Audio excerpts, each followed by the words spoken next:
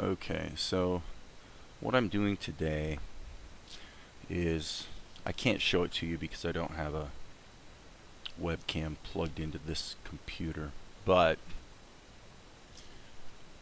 working on the storyboard for actually the opening scene of the first episode of this anime. So we have a character, and her name is Akari. And before I go too far, I need to sort of pin down her design. So this was sort of the first shot I took at it. I'm doing the character design in Krita mainly so I can use the mirrored drawing mode just because it saves time. I played around with doing a setup with in Blender of doing texture painting onto a UV mapped plane and then having a flipped version of it so you get mirroring going on. Some of you that are Blender purists might think about doing it that way. What I found was the problem with doing it that way is that, first of all, you can only draw on the left or the right side of the drawing. Like here, I can go to either side and it's still gonna create the mirrored drawing. When you do sort of the mirrored drawing kludge in Blender, it makes it it's quite a bit more limited. Gotta go ahead and fill this in.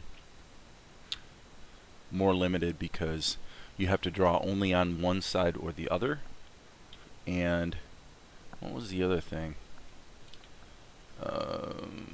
Oh yeah, the other thing is you can't really zoom in and out very well.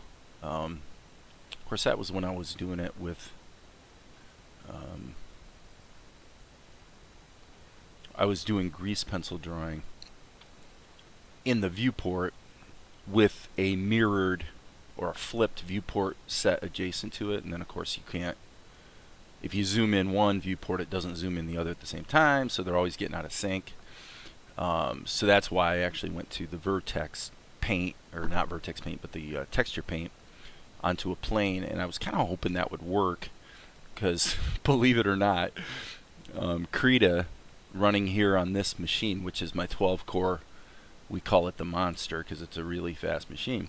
I have, let's see, I've edited at least several movies on this machine.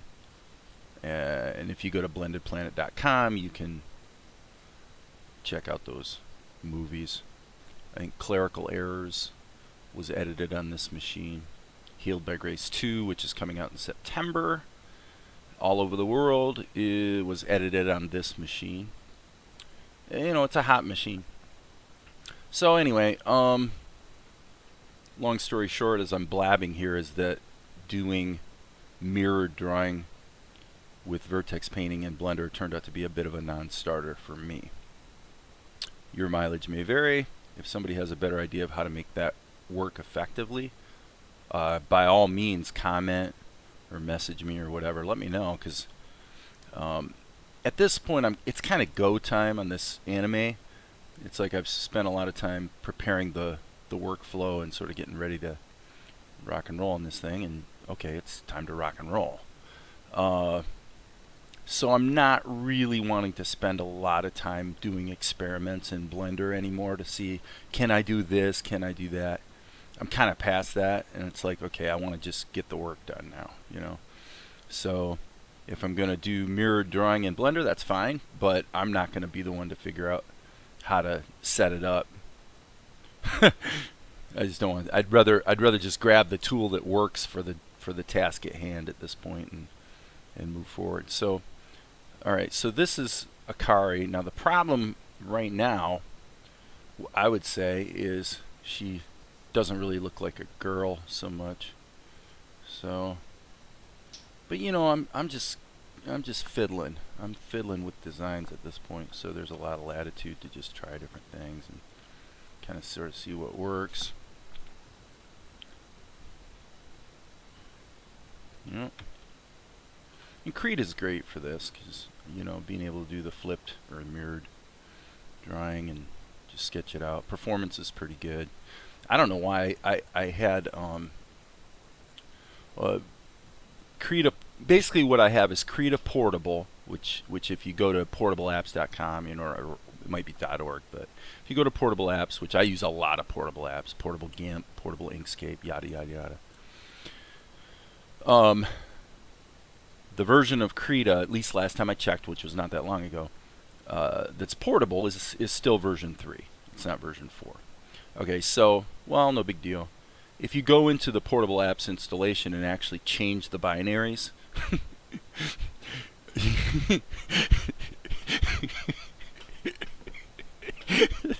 when I hear myself say it sounds kind of funny because it's like I'm always hacking around and changing stuff. But yes, it's true. If you go in and just change the binaries in the app folder, you can actually change the version of the portable app and you still get the benefits of the portable app. Okay, so you still use the portable app launcher. It's just launching a different program. If you don't know what I'm talking about, if you have no idea what I'm talking about, don't worry about it. But portable apps are useful because when you're using Krita or OpenTunes or Blender or whatever, you invariably spend a lot of time getting your system and your software, your workflow kind of all set up. Well, once you set it up and you're going to go work on a different machine, it'd really be nice to take that setup with you, right? Well, not with Krita, apparently. So I had it all dialed in. And by the way, not OpenTunes either. I'll get to that. I had Krita all set up. And then I bring it over here to the monster machine, and it wouldn't run. It literally wouldn't run. Now, in hindsight, I think maybe that if... Hey, put it this way. I solved the problem, because obviously here I am using Krita, by just doing a copy of the portable Krita from my laptop over to this machine, and this time it happened to work. Okay, I have a feeling that if I would have run it as administrator, that may have solved the problem as well. Just not really sure. Okay, so what's the problem with Akari at this point? Good question. I need to ask the anime's author, because she would really be the one to tell me what's wrong with it. So, I think right out, actually, I think I'm going to erase this. Right out of the gate, the biggest problem that's really obvious is this looks too much like a pencil sketch and not enough like a, an anime cartoon type of drawing. So I'm just going to erase it the hard way. By using the eraser tool. I don't know why the opacity set at 98 instead of 100%, but okay, so having done that, I'm going to click this tool and then back to this tool so I have the right size pen. Okay, so now I'm seeing her having a bit of a square jaw. Okay. Slightly wide set eyes. Okay, and I'm going to turn the mirroring off right here because I want to have a little bit of a wry expression in her eyebrows. Zooming in. And the last drawing I did,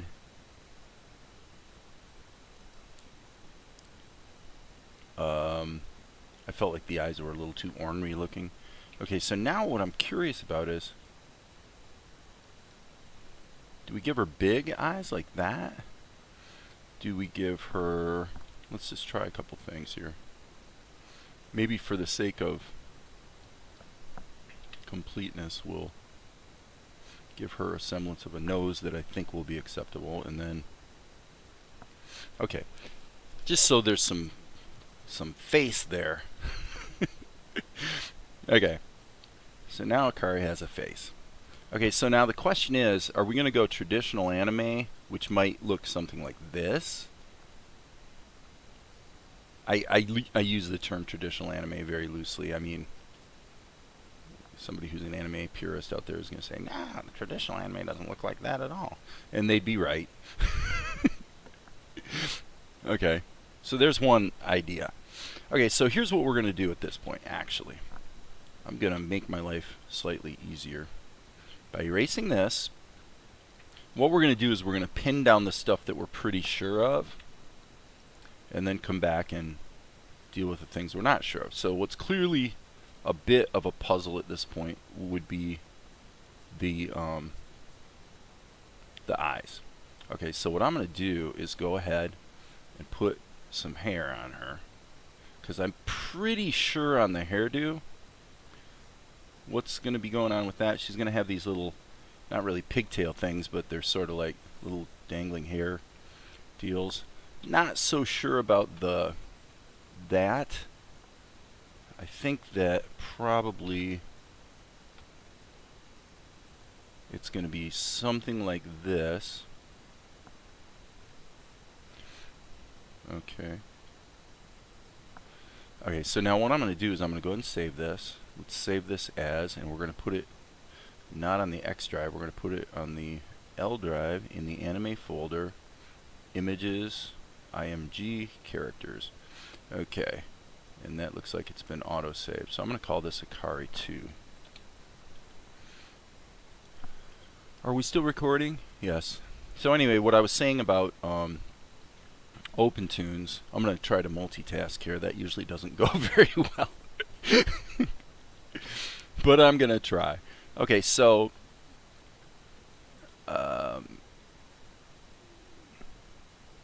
okay, that looks pretty good. So I've saved this, save early, save often, so I'm just going to go ahead and resave it. Okay, so I got portable Krita running. Now OpenTunes is even worse, and it really kind of bums me out because I've been enjoying using OpenTunes lately. In the big picture of anime production, I actually think it's going to wind up factoring more heavily than I expected. Problem is, I got to give kudos to Turtletooth for building the portable version of OpenTunes. The problem is it's really not portable. It is good in the sense that you can sort of keep your data better organized. Without getting into details, I'll just say that. Let's just say the portable version of OpenTunes is quite cool, but when you take the entire installation folder and simply move it to a different machine, none, and I mean literally none, of the preferences and whatnot go with it. So now all your hotkeys are lost. Your skinning options for the application are lost. Literally everything goes back to the default. So that means it's, even though it's ostensibly a portable version, it still seems to be storing some stuff in like the Windows registry or whatever, which to me is a bit of a it's just a non-starter for me. To me, the whole idea of storing stuff in the system folders or registry is so mind-numbingly stupid that only a complete idiot would ever want to do that. Because honestly, for me, portability of my applications is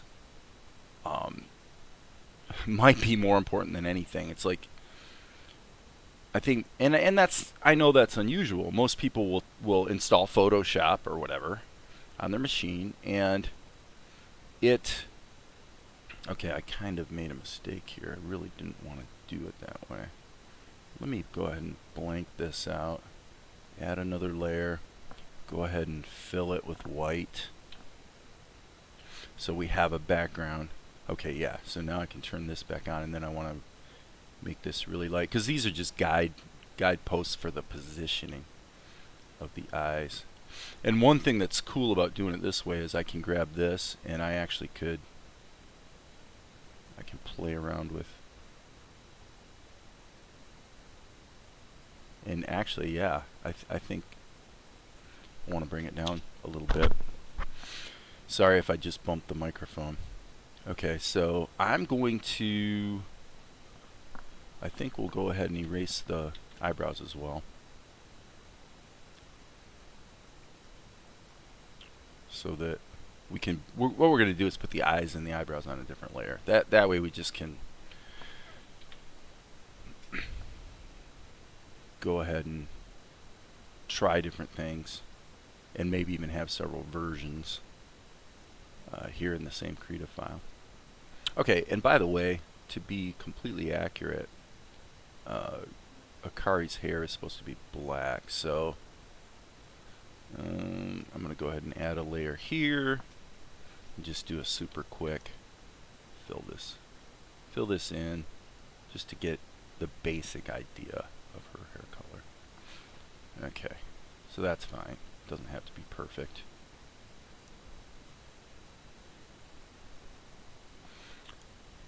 Okay, now I feel like this needs to come down just a little bit more like that. Okay, so that's cool. Okay, and there's my guidelines, and so now I'm back to working on the eyes. Okay, Akari, what are your eyes going to look like? Well, version 1 is going to be, and I may, while I'm talking here, I may go ahead and pull up some stuff in a browser window and that you can't see for some reference material. Okay, this is Akari's. Oh brother, I can't believe what I'm having to deal with. Look, right?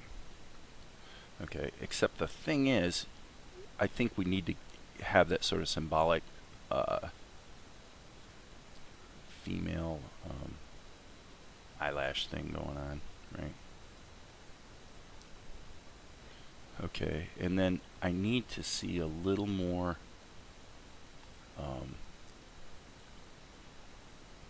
warmth, maybe is the word, for her in her eyebrows. Now I actually went too far. I went too far, people. Okay, and I'm going to call that good. I'm just going to go ahead and delete that. Wait. Oh, okay. Major, major, major, major stupid attack. See what I did? So here's what we're going to do. We're going to grab the freehand tool, and we're going to grab the eyes. We're going to cut them out. And then we're going to paste them back in. And fortunately, Krita goes ahead and creates another layer for me automatically. So save that. Kill that. Let's try again. And this is how it goes. It's just back and forth. All right, let's try big eyes.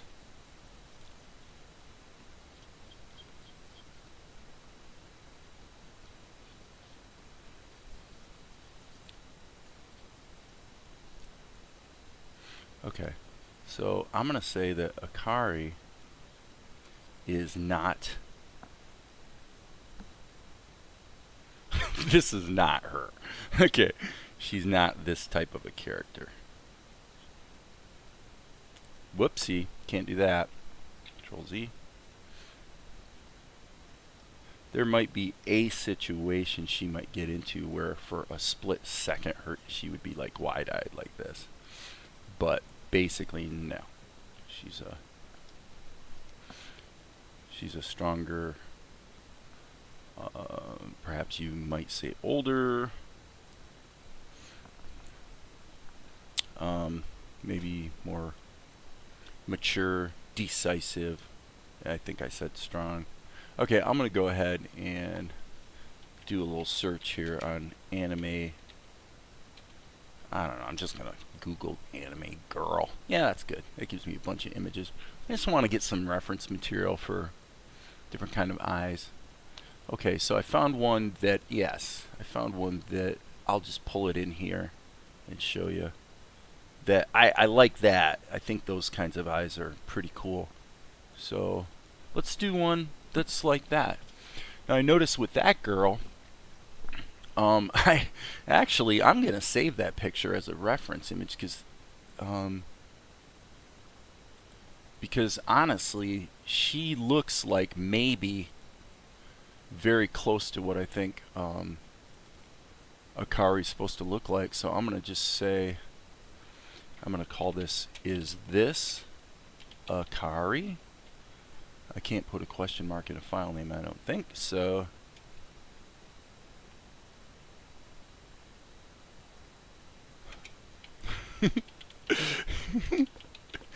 I'll do it the emoticon way. I'll say, is this Akari question mark? Oh, that's funny. And then Valerie will be able to evaluate the question. Okay, so anyway, what's kind of interesting here is I'm going to go ahead and I think I've been humbled here a bit in the area of hair, because looking at this other picture, see, this is what happens when you try to work without reference. It really is pretty stupid, actually, because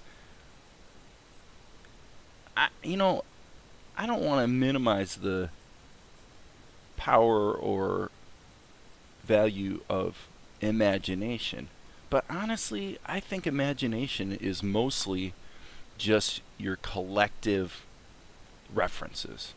The collection of references you have available to you in your mind, in your memory, with the ability to uh, modify it, and add to it and combine things and this sort of thing.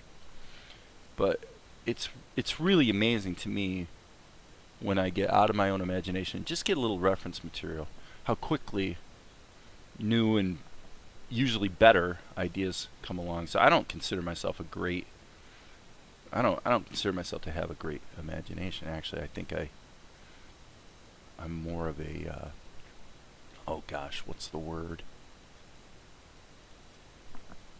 I don't know what the word is. I'm trying to do two things at once, and that doesn't, as I said earlier, that doesn't really go very well. But so I'm just going to go ahead and go with this type of a style for now. Okay, now she still has dark hair, so I'm just going to go ahead and kind of do it this way. What time are we at? We're pushing 20 minutes-ish. A little over 20 minutes, actually. Okay. So, in this reference picture, I actually really like the wardrobe, too. She's got this scarf thing going on. It just sort of... I have to say that design that I showed briefly really hits all the right notes. With the possible objection being that maybe the girl looks slightly too young, because Akari's supposed to be, well, at least of high school age anyway. So, okay, so I'm going to go ahead and turn mirroring back on, and let's just see. So this girl actually does have the wider set eyes I said I wanted, so that's cool. Alright. And then she's kind of coming down like this, so you got the big eyes, but you don't have the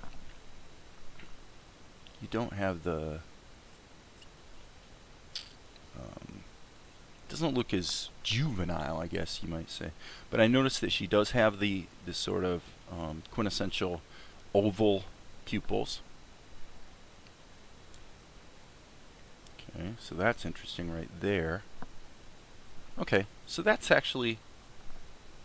pretty good.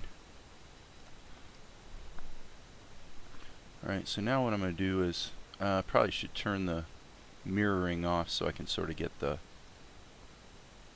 proper lighting on the eyes there. And of course, we've got this kind of thing going on where they're considerably darker under the shadow of the eyelids. And a fairly strong outline component here. So now the problem with this is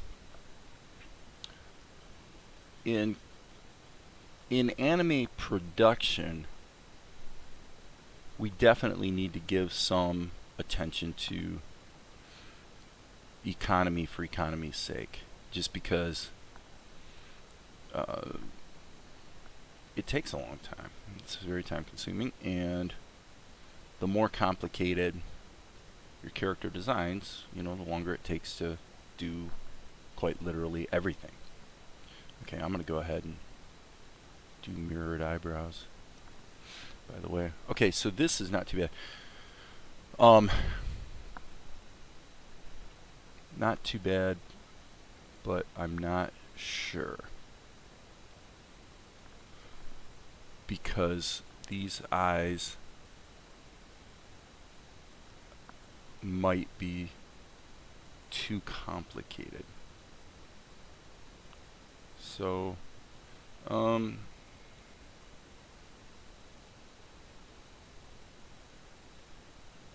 so anyway, I did it again, by the way. As I like to tell you, I'm moving too fast in Wango Mango. Stupid attack.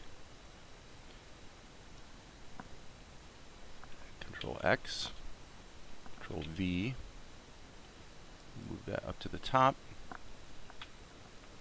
and then I gotta come down here and pretty much erase these eyebrows so I can put them back where they belong. If I'm gonna erase the eyebrows, if we're gonna be complete about it, oops, then draw the hair back in, and then up here on the eye layer, turn on the mirroring. I don't like that at all. Okay, not too horrible, but there's a couple things about it that aren't quite working for me. Okay, so there's the face, and mainly it would be this aspect. Yes, there we go. Wow, that's like a lot better. Just that one change. Okay.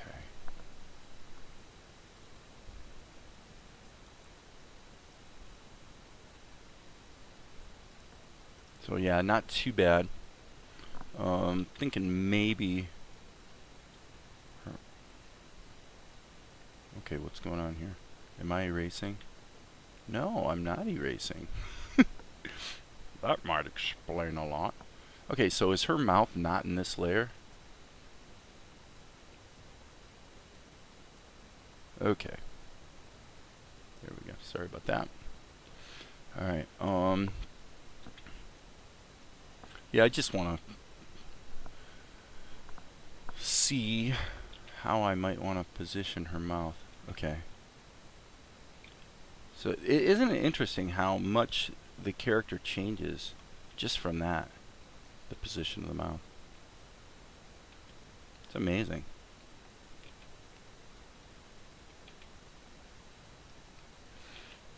For me, if her mouth is higher, it makes her look slightly younger. This reminds me of, oh gosh, why does her name escape me right now? Who played Hermione in the Harry Potter movies?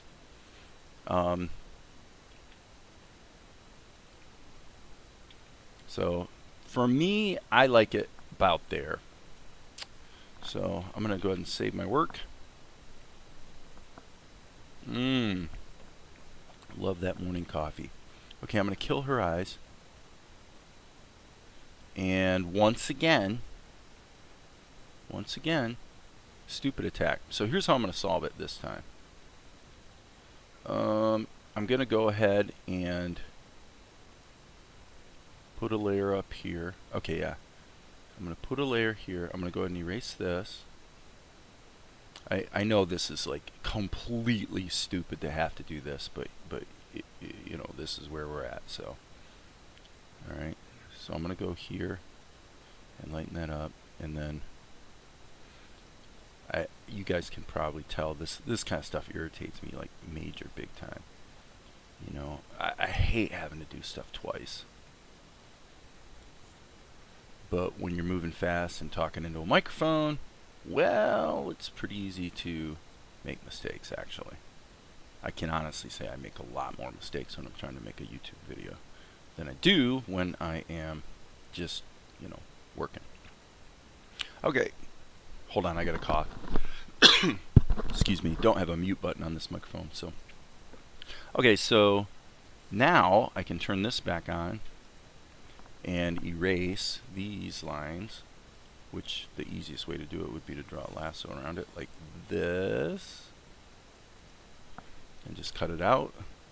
And I'm actually, just for completeness, I'm going to go ahead and never hit the Z key when you meant to hit the X key. Alright. So, but this is, when I talk about workflow, this is the kind of thing I'm talking about. Look at how much time I've wasted just here today. Well, it's not huge, but it isn't insignificant either. How much time I have wasted just like redrawing things. Changing this, changing that, just because I drew something into the wrong layer or something like that. So, what's the takeaway? Well, the lesson is that a lot of times, in fact, most of the time, frankly, what seems like the slow way, which is to take a little more time, be a little more careful, the slow way is actually the fast way. If you watch the movie Shooter, they had a good line in the movie Shooter where he said, and he was referring to assembling your gun so you can take a shot, right? The line was, slow is smooth and smooth is fast. Meaning, take a little more time, make sure you're in the correct layer, and by doing so, you will not make mistakes, and then you won't have to A, take the time to fix dumb mistakes, and B, have the stress and annoyance, and the negative emotions that go with having made a dumb mistake. Okay? So right now, okay. Now there's another fix to that. The other fix is just do everything in a single layer. Keep your work a little simpler, right? And that's a legitimate strategy as well. So yeah, I so completely don't like that. I'm just going to delete it. That's actually not too bad. Okay, so now what I'm going to do actually to be, I'm going to look up Yoko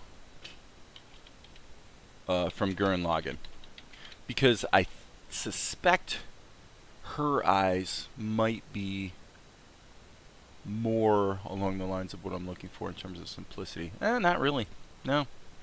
Yoko's actually got eyes very similar to the ones I just drew. So let's go. Let's see what they did in Kill la Kill. Now that's the same guys that did Gurren Lagann, but yeah, they've all got the same eye style. But what's interesting, and she's really got that you might say Disney-ish character to her eyes as well. So in this case, what I'm going to do here is really try to step back and see this in my mind.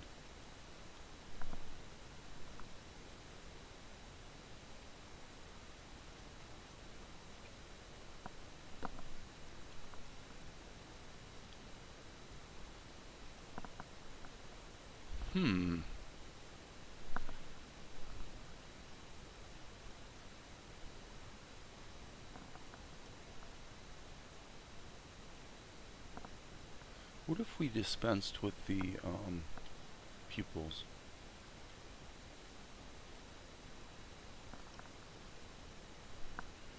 Okay. Just curious what that looks like. Okay, that's kind of interesting. So I don't know if, for you as the viewer, I don't know if this is good or bad. Watching me sort of just try things. But I mean, basically what I'm trying to get at is I'm going to actually move this over like this and see if I can... No, that doesn't work. Duh. Okay. So she just has these dot eye kind of things going on. I'm going to go ahead and kill that. Erase these again.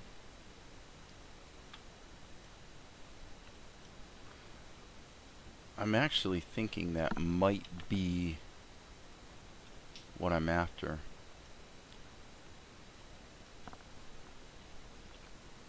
I mean, if it was up to me, that's probably how I would do it. If it's totally up to me. But it's not totally up to me. So, again, mainly for economy, it's going to be easier to manage. Okay, so let's go ahead and move these down slightly. That's clearly too far. I wonder if the arrows... Page up, maybe? Page up, page down? Nope. Doesn't seem to work. So, but what is definitely for sure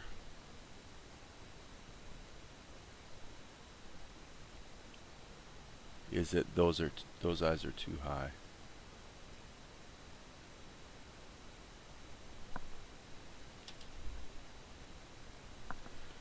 Okay. So I'm coming back to my reference material here.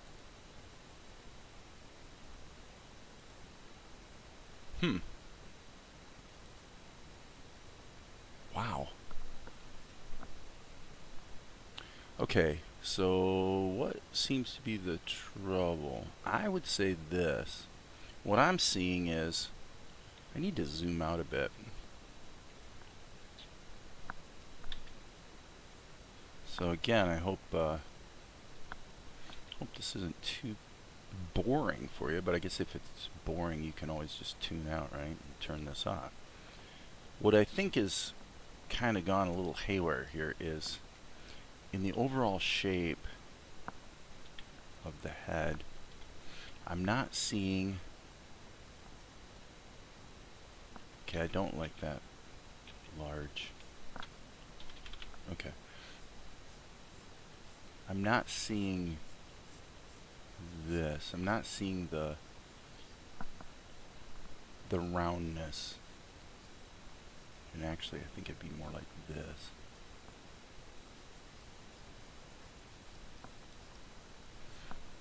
Alright.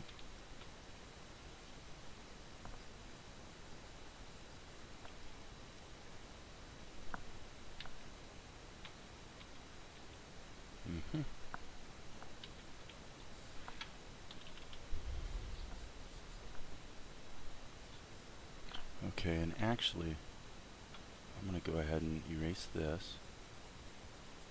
See, fortunately, it doesn't booger up the eyes. Believe it or not, I do feel like I'm getting closer. You know, I'm inching closer to the design that feels right.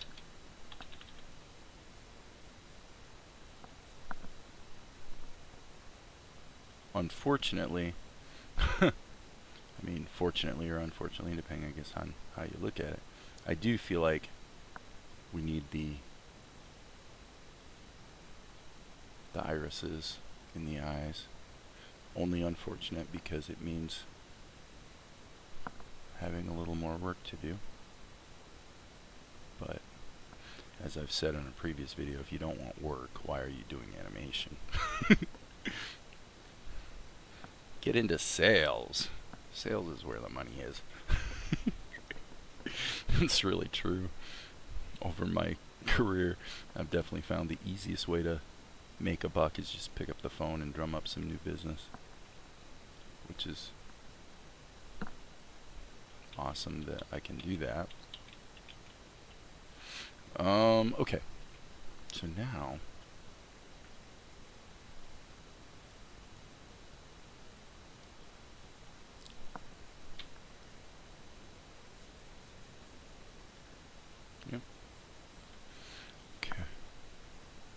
So now the interesting thing is, in terms of proportions here, I just made a bunch of changes to the eyes in the wrong layer.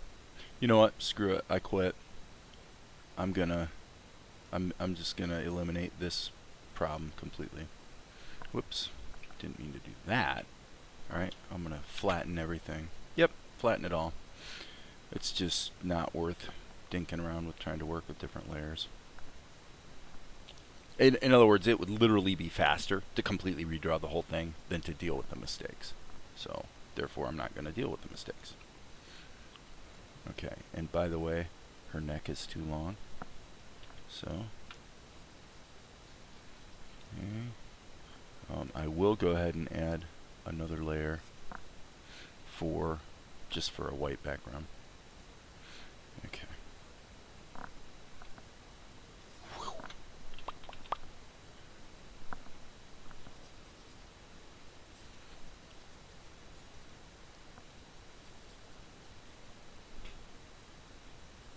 Okay, I need her eyes to have a little bit more of an open quality to them.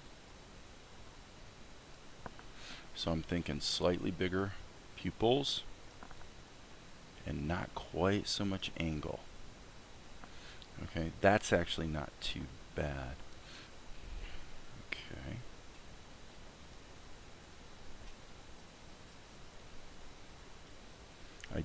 I know I like the angular character to her jawline.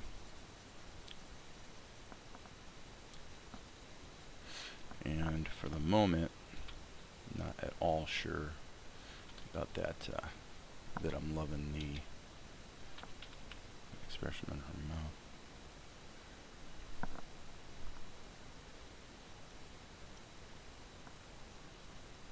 Okay, that right there is where it seems to be falling apart for me. So let's see if we can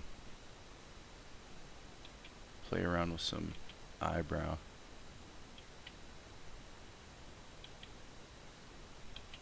Definitely not.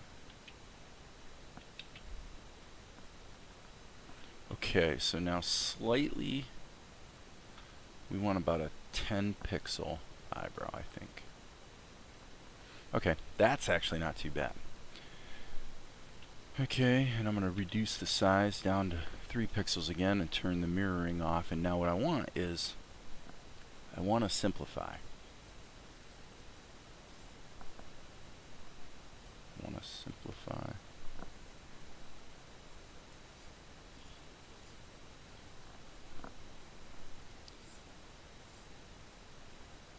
I like that.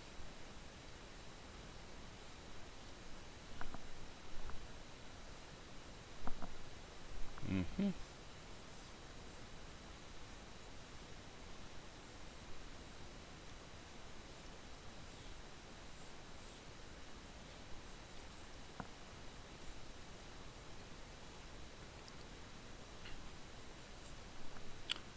Holy cow, 43 minutes. Been at this for quite a while, haven't we? Okay.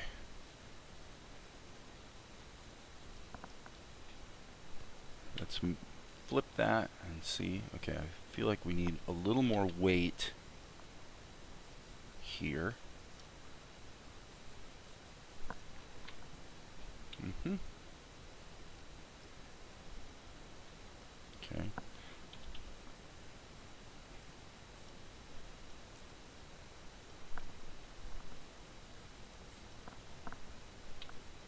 Mm-hmm. Okay. Not 100% sure about the this bumpity bump thing going on up top, but all in all,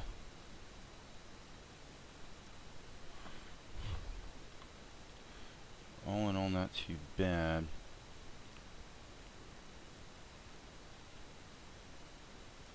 So we're just going to see what happens if we make her pupils larger. Alright, and let's erase a little bit here. Make the bottom of the eyes more delicate, you might say.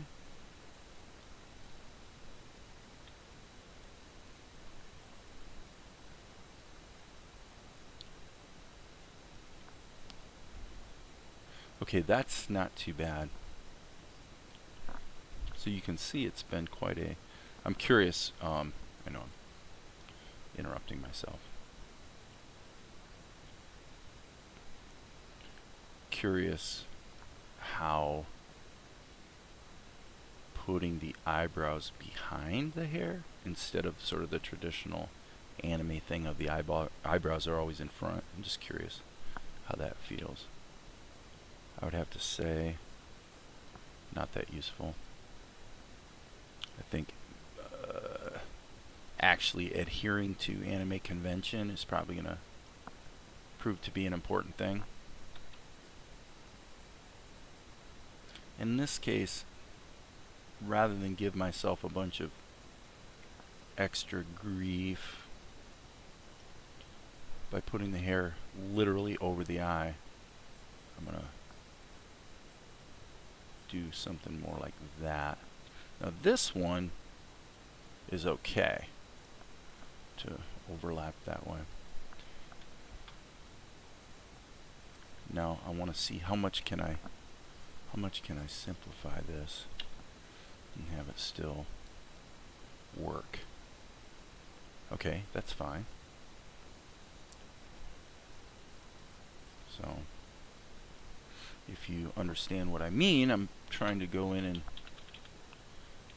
say, hey, okay, now let's take what we've done here and turn it into a crisp, simplified anime design that's going to be producible. Producible meaning reasonably efficiently, you know, we're going to be able to take a character that looks like this and, you know, animate her.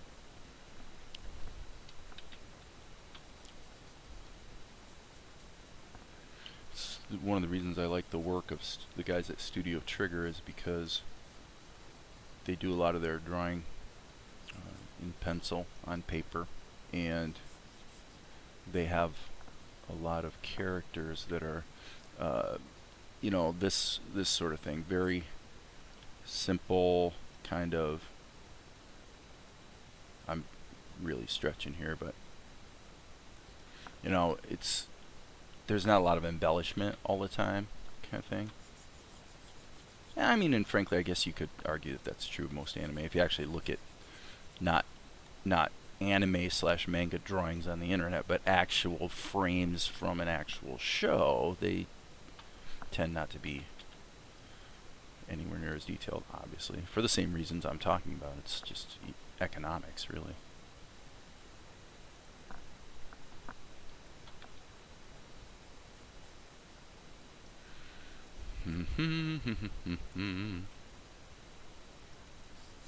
Okay, boom. Don't want that in eraser mode. Okay, back off. Okay, one thing I'm sure of is that I'm completely not happy at all with the hair. In fact, it's sufficiently stupid looking that I would consider, it's so embarrassingly stupid looking that I would consider not showing this video at all, not even publishing this video, just because it's like, really? You suck that bad? But you know what? That's the challenge. That's the fun, is trying to see if you can do it.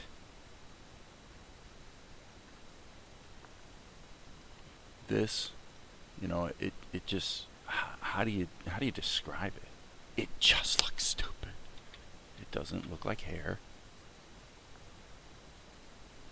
It looks idiotic. Okay. Okay, so bim bim bim. Okay. We're still in eraser mode.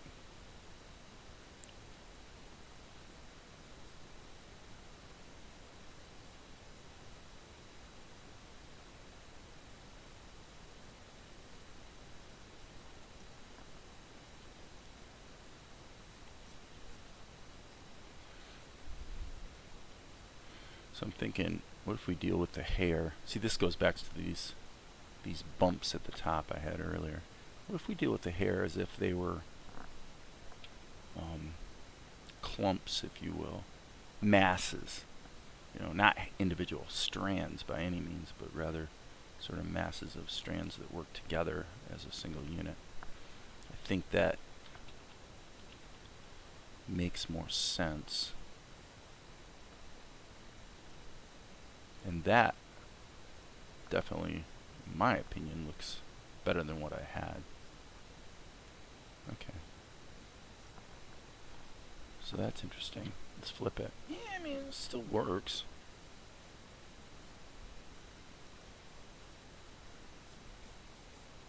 This is kind of what the design process is today for me, is really figuring out the structure and the strategy.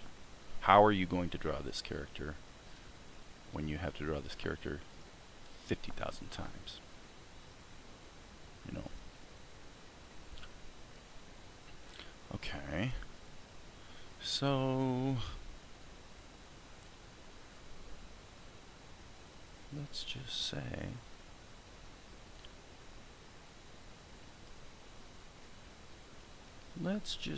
we're going to do a profile here.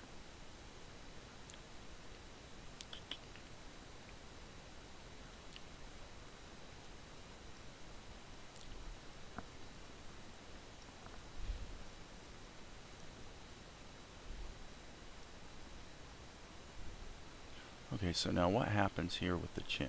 Does it come in, out, or straight down? It appears to me, it's just amazing, because you would think it'd be so simple to just, you just say, well, it's obvious. If I do it like this, it's not like it's a cardinal sin, but the positioning is nowhere near the same, not even close. So to me, that's interesting. Now, do you see that sometimes in anime, where what they do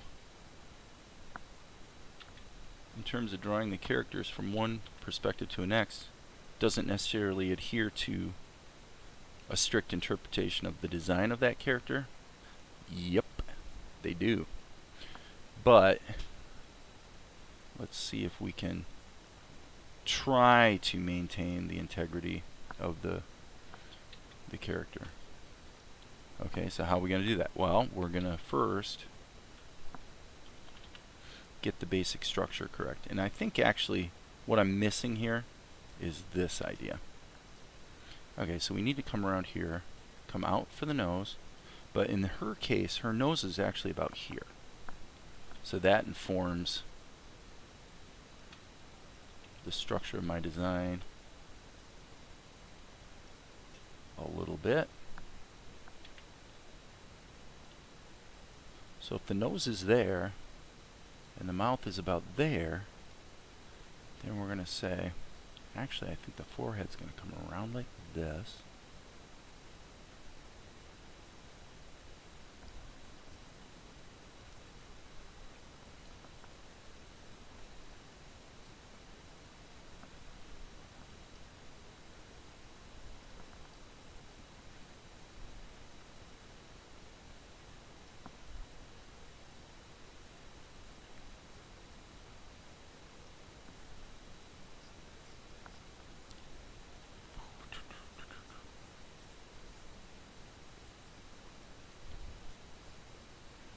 Okay, we're going to have some ear action going on here.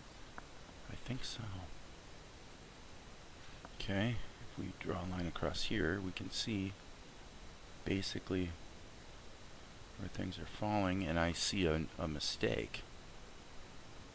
I see a mistake. The mistake is in the position of the eye. Now, are we going to move the eye or redraw the eye? Let's go ahead and move it, just because we can. So back. This is kind of interesting, moving it around. This is the great thing about digital, is you can just try different things. without having to completely redraw them. Okay. So if we were going to maintain the integrity of the design, okay, I keep hitting the E key and the eraser doesn't kick in. What's up with that? Okay. So now I'm going to say, well, what if this... So this is one of three things, okay? This is either straight, or it's convex, or it's concave. It can only be one of the three. For my taste, straight seems to be what I think I'm looking for. Okay, so there's her chin. But where would her neck actually be? Her neck would be something like this, okay? So this is actually, because I'm sticking to the structure, I'm honoring this design, I am actually finding that doing the profile is easier than the original sketch was. So this actually is pretty good. I gotta save this. Save early, save often, right? Because I like how this turned out. The only thing I'm not totally sure about is the pupils. It seems like maybe they're a little thin.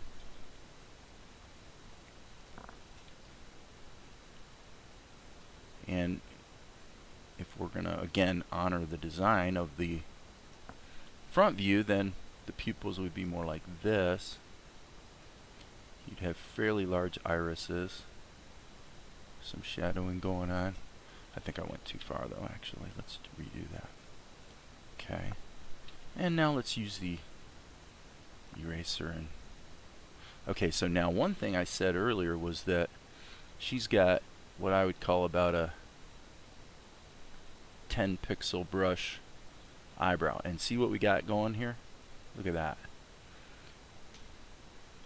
I mean, I do this all the time. Draw things in the wrong position. It's like, I mean, I get it wrong way more than I get it right. Let's put it that way.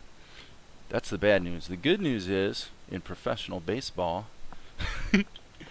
if you're successful 20% of the time, well, certainly if you're successful 30% of the time when it comes to batting, you're among the best in the world. That means you can fail 7 out of 10 times and be elite. So it's not like you got to get it perfect right away, or, you know, the first time or every time, or yada yada yada. You just have to keep plugging away and get it right eventually.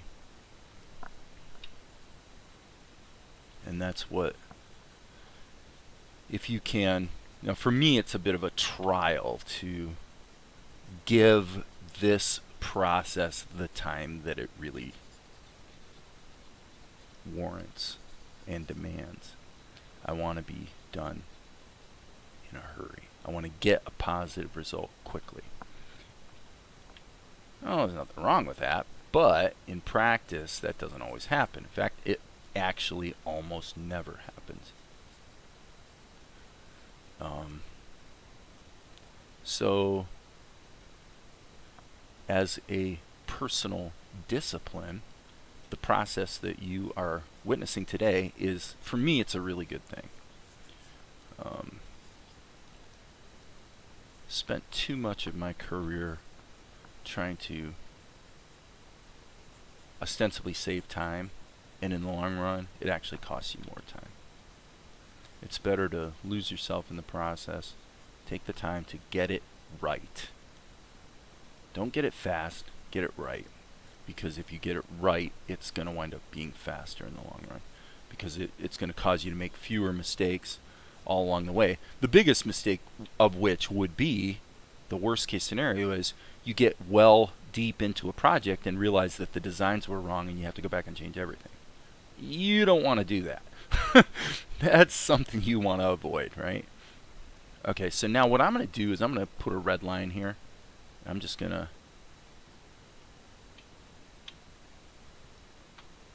Okay. Actually, how do I want to do this? I think what I'll do is make the opacity of this really low.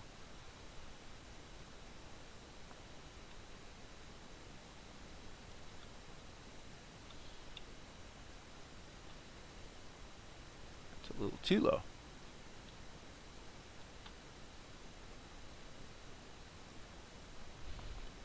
Still a little too low. Can I even see where I started? Nope. Wonder what's going on here. Oh, I see the lines are there. I see. We've got a bunch of white. Okay, that's fine. Let's rethink this then. And I guess I don't need to make it so transparent, since I can do that at the. Nope. Darn, I keep going too low. I can do that at the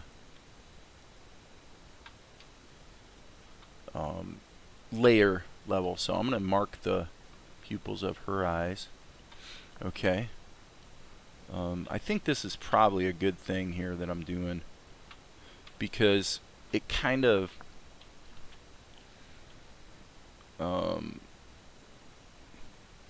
I'm sort of validating the integrity of the design in terms of from both perspectives, making sure that the measurements match up. And you can see a problem here. Okay, so I'm going to go back to the drawing, go back to black, and go back to the brush, and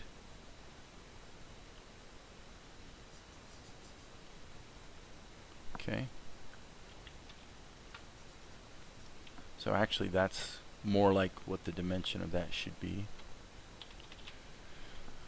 Okay, we're over an hour now. So I think that the lesson here today is pretty obvious. Character design, and especially the process I'm going through right now, where you're really working to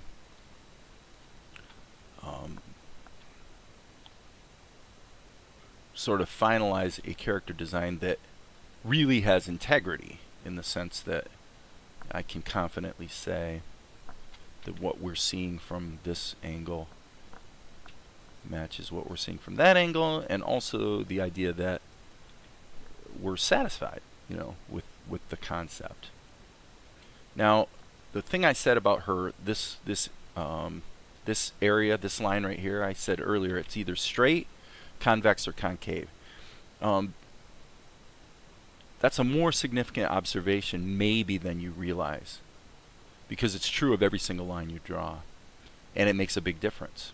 Okay, so if we're going to say, if her nose is here, I'm going to go ahead and put a green line. Okay, so what I'm going to do is I'm going to go, whoops, that's not what I wanted to do. I'm going to grab this. Okay, that's definitely not what we wanted to do. Let's go back to just a couple pixels wide. Okay. So what I'm saying is that's where the tip of her nose is. Not totally sure that's correct, frankly. But yeah, that's probably pretty close. So if that's the tip of her nose, then the question is this a straight line, a concave line, or a convex line? Let's try it 3 ways and see what we like better. Okay. Now, if you're going to be a sort of a purist about the mathematics of it, you could argue that even a curved line, like a Bezier curve, is really just a combination of several straight lines.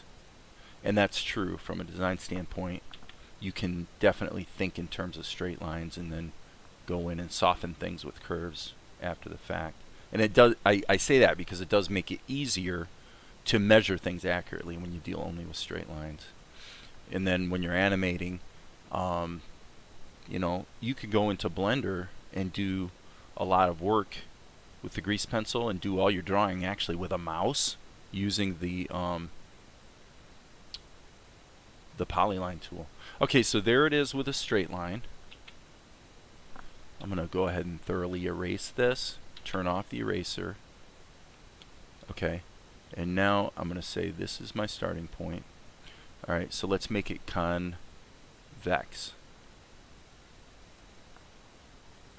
It's actually not as egregious as I thought it would be, but it's not what I want. Concave looks the most natural, I would say, and a straight line has a little different character to it. For Akari, I'm going to just keep looking at this for a minute. This would be more what you would expect in an anime.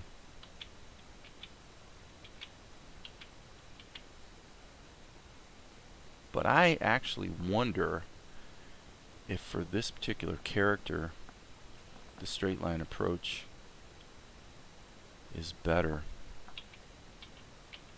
Let's see. No, I don't think so. I think a curve's better. Okay, so this is going to be, I'm going to call this Akari, question mark. And I'm going to save this and say this is today's design concept. Hopefully, very shortly we'll be getting into actually storyboarding. We got this scene. I guess I won't bore you telling you what happens in the scene, but it's somewhat funny and it's a good kickoff to the show that introduces the characters, and I'm looking forward to doing it. But I just didn't really want to do it if we're not really firm, right down to the measurements, hence the red lines, you know, of the character. I want to know exactly how she's supposed to look. And everything I've done here today may be overruled. And that's okay, because I'm not the author. I'm the facilitator of this anime. And so while I have input, it's not like the movies I've made where the buck stops with me. You know, I'm the guy that makes all the final decisions. With this, I'm the facilitator. Somebody else is making the final decisions. And so she gets final vote. And for me, that's the part of the fun of it, actually. I enjoy not being the buck stops here guy.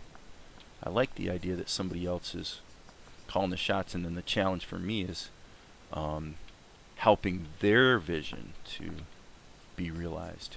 You know, to me that's a cool thing. So anyway, we've been going for more than an hour, so I'm going to go ahead and stop here, and hopefully